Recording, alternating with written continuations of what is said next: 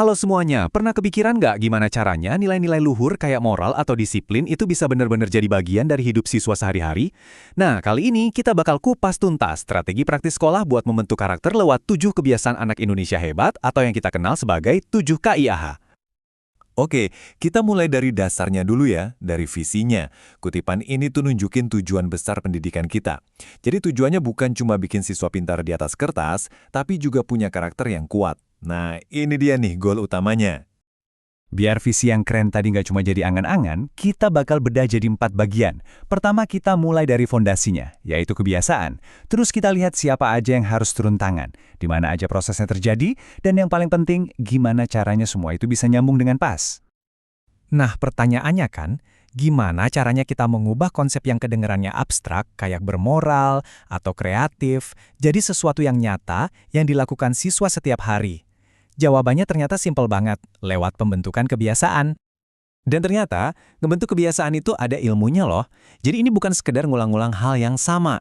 Ada siklus psikologis di otak kita. Ada pemicu, ada rutinitas, dan ada hadiah. Nah, kalau sekolah paham pola ini, mereka bisa merancang rutinitas yang positif secara strategis buat para siswa. Ini dia, 7 kebiasaan yang jadi jantungnya program ini.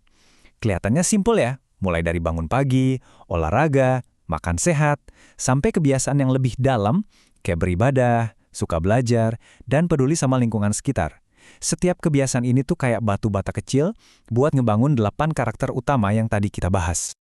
Tapi tentu aja, ngebentuk kebiasaan di sekolah doang nggak bakal cukup kalau di rumah nggak didukung. Nah, disinilah pentingnya kolaborasi. Kemitraan antara sekolah dan rumah ini jadi kunci supaya perubahannya benar-benar nempel dan tahan lama. Sekolah emang punya peran vital, tapi mereka jelas nggak bisa jalan sendiri. Keberhasilan program ini tuh sangat bergantung pada ekosistem yang solid, terutama sinergi antara guru di sekolah dan orang tua di rumah.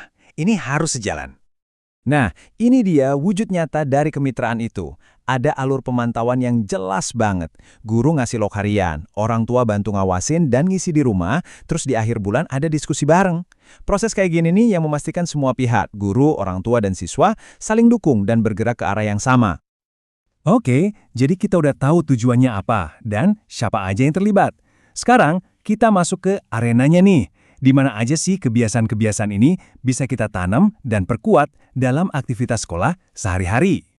Pengalaman belajar sisma itu kan satu kesatuan ya, nggak bisa dipisah-pisah. Coba lihat deh, ada 3 area utama yang saling lengkapin. Apa yang dipelajari di dalam kelas, proyek-proyek pendukungnya, dan kegiatan buat ngembangin minat dan bakat mereka. Biar lebih jelas, kita bagi jadi 3 ya. Ada intrakurikuler, ini pelajaran formal di kelas, kayak matematika atau IPA.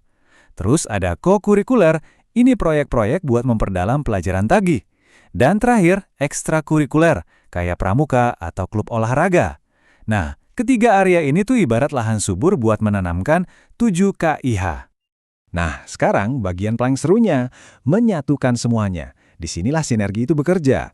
Gimana caranya kita nyambungin apanya, yaitu 7 KIH, dengan dimananya, yaitu di semua struktur kegiatan sekolah tadi.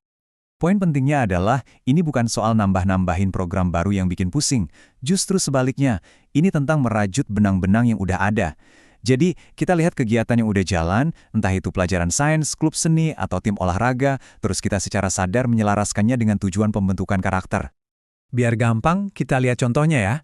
Misalnya, buat numbuhin kebiasaan, gemar belajar. Di jam pelajaran IPAS, siswa belajar analisis data. Terus di proyek lingkungan, mereka menerapkan ilmunya buat mecahin masalah nyata. Nah, di klub robotika, mereka bisa mengasah passion belajarnya lebih dalam lagi. Keren kan? 3 kegiatan beda, tapi tujuannya sama. Contoh lain, buat kebiasaan bermasyarakat. Konsepnya dipelajari di kelas pendidikan Pancasila, terus dipraktekkan langsung lewat kegiatan bakti sosial, misalnya ke panti asuhan.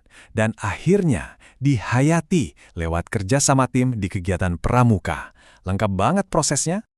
Jadi kesimpulannya gini, kebiasaan itu nggak bisa diajarin sebagai mata pelajaran sendiri yang terpisah. Kuncinya adalah saat 7 KIH ini dirajut masuk ke semua aspek kehidupan sekolah, di kelas, di proyek, di ekskul. Saat itulah sekolah berhasil menciptakan ekosistem yang kuat dan konsisten untuk menumbuhkan karakter. Nilai-nilai yang tadinya abstrak jadi pengalaman yang dirasakan langsung sama siswa. Nah, sebagai penutup, coba deh kita sama-sama refleksi. Di sekolah Anda, kegiatan apa sih yang sebenarnya udah sejalan sama 7KIH? Saya yakin pasti udah banyak. Tantangannya sekarang adalah gimana caranya kita membuat itu jadi lebih intentional, lebih sadar, dan terstruktur. Jadi, setiap aktivitas itu kita hubungkan lagi ke tujuan besar kita, membentuk karakter hebat yang kita semua idam-idamkan.